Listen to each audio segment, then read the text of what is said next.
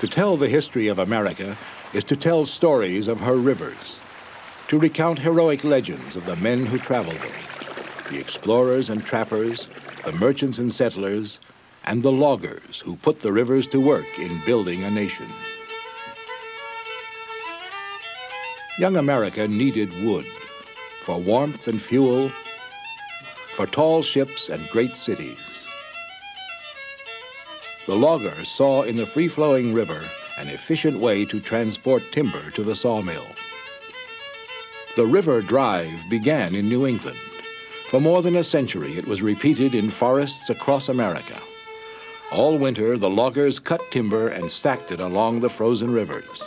In the spring, when melting snow swelled the current, the logs were pushed into the river for an icy trip to the sawmill. It was a hazardous journey. Dunkings were routine, bruised and broken bones common, drowning a constant danger. The men had to contend with furious whitewater, sudden drops in river level, and log jams so massive and unyielding a man could walk across them. Throughout the 1800s, the loggers moved across America in search of new forests. From Maine to the Great Lakes, through the South, across the great mountain ranges of California, Oregon, and Washington. And at the turn of the century, they came to the vast forests of Idaho. The Idaho forests offered big opportunities. They also posed big challenges.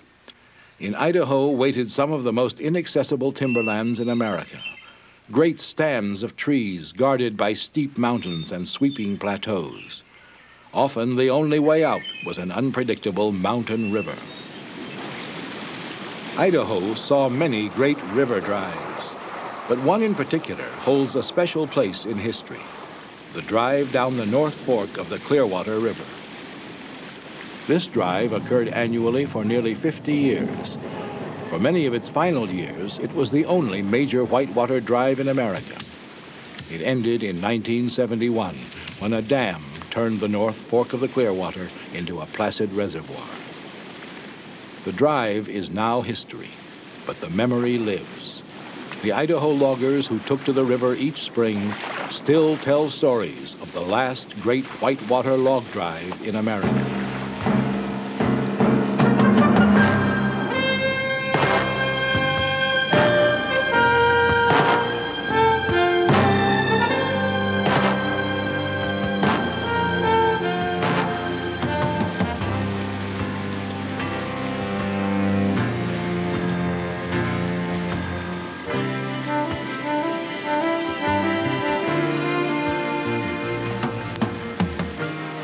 The first Clearwater Drive occurred in 1928, organized by a small lumber company, the Clearwater Timber Company.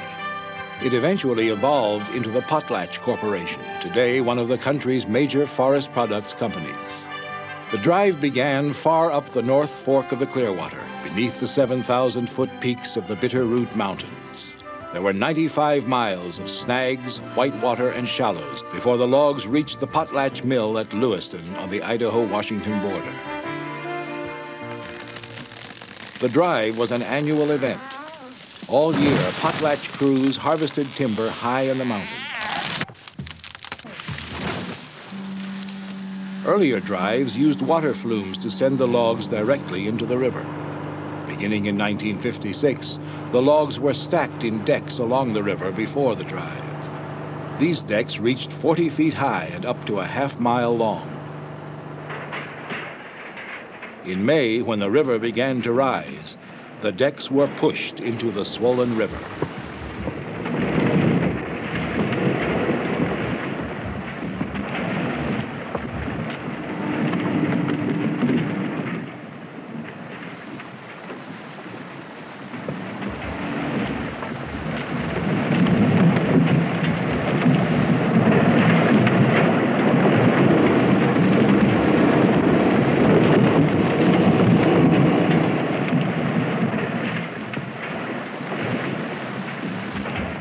Once dumped into the river, most logs rode straight through to the mill.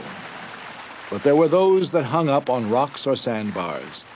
that got caught in the eddies or jammed against a water-soaked log, that even got stranded ashore. The crew had to work these logs back into the river. It was hard, tiring work. The river drive was certainly no place for the timid, but as log drive foreman Charlie McAllister points out, it was also no place for the careless. The work is hazardous, and we always have new men to break in. We always have to kind of place men where they can handle what they have to do, and the newer men are held back, so to speak, to keep them out of trouble. The drive crew worked in teams. There were men in boats who used pike poles and rope to free logs snagged in mid-river and in the shallows and eddies. They worked with crews along the shores. The shore crew's basic tool was the peavey, a long steel-tipped pole with a hinged hook. The men used it to wrestle logs back into the current, and also for support to help them keep their footing in the fast-moving current. But whether a man was in a boat or on the shore, it was cold, uncomfortable work. The only way you can stand the water is to have good clothes and keep moving.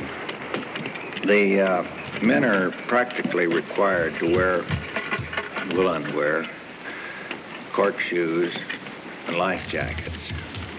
There's a few people claim that they can't wear wool, but after working here a while, most of them come around to it. Corked boots are the loggers' traditional boots for river work. They get their name from the metal spikes in the soles, called corks, that provide solid footing in and around the river. The crew lives on the river for most of the drive. Their home is the Wanigan. The reason for the Wanigan is the fact that there's about 45 miles of river without any roads or any access to where men could get in and out to work every day, and that was the reason for living right on the water, where they could be on the job, and its only purpose is a place to live, board and lodging. The Wanigan was a floating kitchen, dining room, and bunkhouse. It first appeared on the Clearwater in 1932, 4 years after the first drive. The original Wanigan was constructed of cedar pole rafts held together by lash poles of vine maple. In 1950, it was modernized. Army surplus pontoons were added to make it more durable in the whitewater.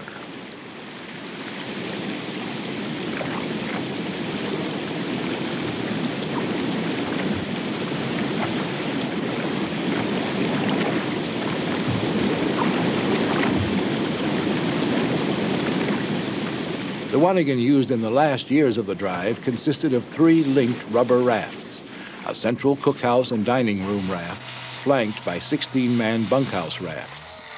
The kitchen carried a 2-week supply of food and fed 30 men at a time. The Potlatch Clearwater Drive was an exciting part of Idaho logging history. Some loggers traveled long distances to sign on. Each drive began with a genuine burst of enthusiasm that was quickly and literally dampened, as Assistant Foreman Clayton McManus points out. The first morning when they start out, everybody is enthused, but when they hit the cold water, the novelty of the job soon wears off. Normally the water is about 37 degrees. Some of the meeker ones say they'll never do it again. A good river drive man needed not only muscle, but cat-like agility to avoid injury. There was more likelihood of getting one's feet smashed than of being drowned. Safety was a priority, and a safe drive meant good teamwork. Our standard procedure of working our way down the river is with 3 boats, with 2 boatmen and about 6 to 8 peavey men in each boat. One boat takes the right-hand side of the river, one boat takes the left-hand side of the river, and the center crew takes the center of the river. If the work gets heavy on one side of the river or the other, the crew will shift to kind of a shifting zone to help each other. They don't leave anyone behind. This teamwork was demonstrated in the practice of brailing. It was not unusual for the eddies to fill with logs. The men on shore would gather them into a brail, a collection of logs held side by side. The boat crew kept the brail alongside the boat, eased it into the main current, and let it go. Jet boats were a recent development in log drive history. Originally, the drive crews used bateaus, wooden boats awkwardly propelled by oars and poles. Then came outboard engines, and finally the powerful jet boats. But the new technology had its own problems. For example, the jet boats had the thrust to pull logs easily into the water. But this also meant a stubborn log could literally pull the boat apart, so the boats could not use steel cable. When we started using the jet boats, we couldn't use cable. We had to use something we could get loose from logs with. Boats were developed where we could pull harder. We had to go to polypropylene rope attached to cable, 3/8 cable and 7/8 rope. In swift water, we can't tie on with a dead hitch to anything. We have to keep a man on the rope all the time so that we can cut this rope free whenever we see fit to. These various innovations have made their work, it's not less skill, but less bull work.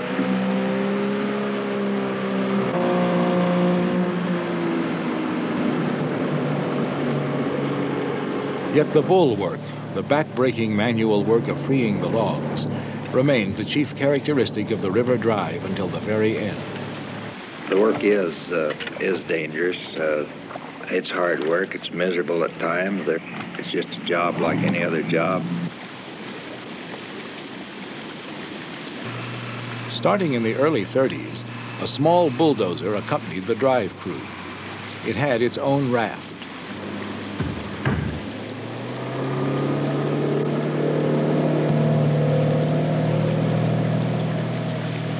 Maneuvering the cat into barely accessible places and using it to move tremendous loads took ingenuity, teamwork, and skill.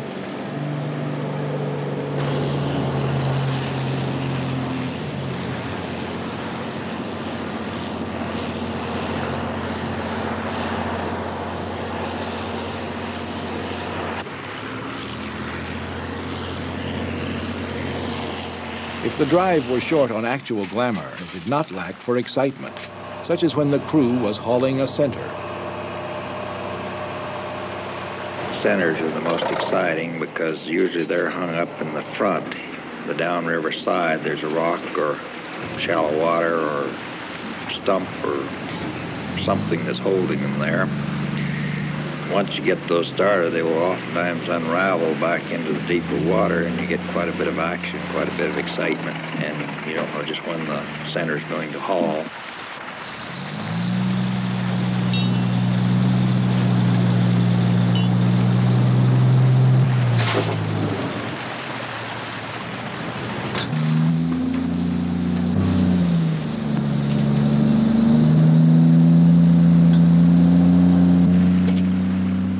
The Wanigan moved ahead of the crew during the day. It would sometimes move 2 and 3 times a day to stay ahead of the drive and be ready with a hot meal when the men arrived tired and hungry. We try to end up with the Wanigan ahead of the crew at quitting time, and the crew works much better if they're working towards the Wanigan than if they've gone on by it and know that they're going to have to return back upriver. They don't like to go back. So we call this leaning towards the sawmill. The Wanigan was bossed by the cook. He had 2 men to help him, one called the flunky and one the bull cook. These 3 men saw to the comfort of the men on the drive. When the crews quit work, they wanted to get warm and dry. They wanted to wash up, and they were hungry, more than ready for the big nourishing meals served up in the cookhouse.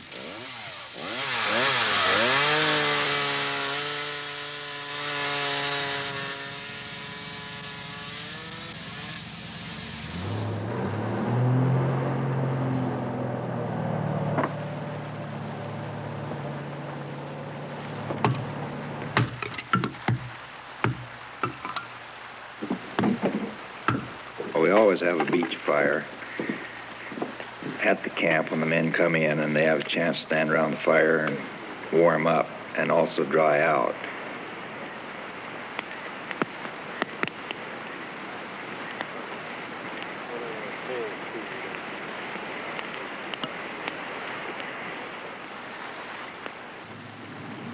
They come in for dinner. We have hot meals 3 times a day, and they eat them all on the Wanigan. Well, the food is very good.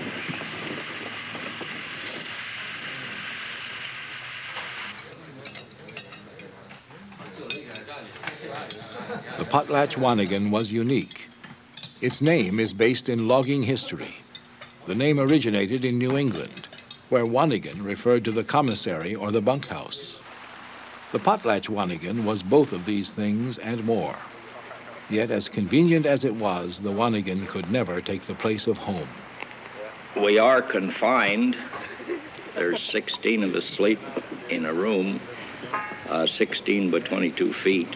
We have double bunks. And the tempers do tend to shorten, and I think it's partially due to our confinement, close quarters, and the fact that we work 7 days a week, and it is hard physical labor. And tempers do shorten, but after we get out to civilization again, everybody is happy. Even after a long, hard day on the river, the men's work was not done. Corks wear out walking over the rocks the way they do, especially the men on the shore rear. They'll sometimes wear out a set of corks in 3 days. And this is quite an item. That keeps them pretty busy. We have 4 shoe lasts, and they're busy every night. That takes care of a lot of spare time in the evening. The rest of it's seeing who can tell the biggest lies. After about 3 weeks, the drive crew usually reached Asaka, at the point where the North Fork joins the main body of the Clearwater.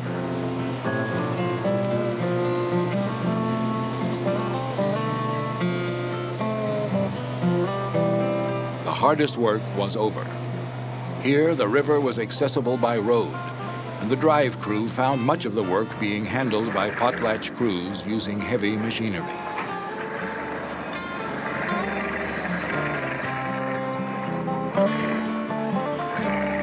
On the main body of the Clearwater, the drive was more predictable. The whitewater passages that created the worst jams were passed. In just a few days, the last of the logs would reach the Lewiston mill ponds to be sorted and fed to the big saws.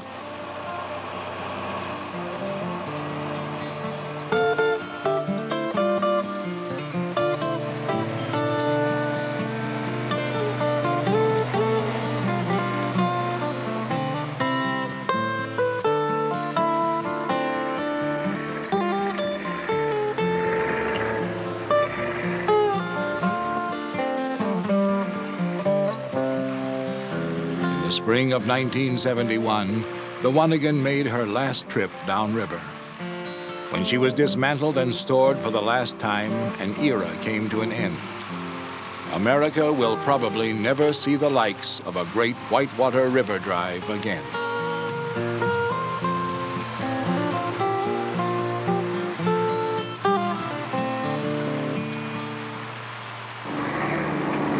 The 1970s saw new ways of transporting the logs to the Lewiston mill. Today, Potlatch relies on trucks and rail cars.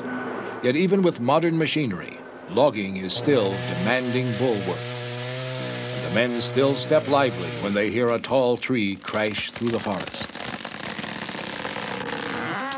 Certainly, this new era has its own excitement and tall tales. But for years to come, young loggers will grow envious when they hear the old-timers tell stories of the days of the Wanigan and the last of the great whitewater drives.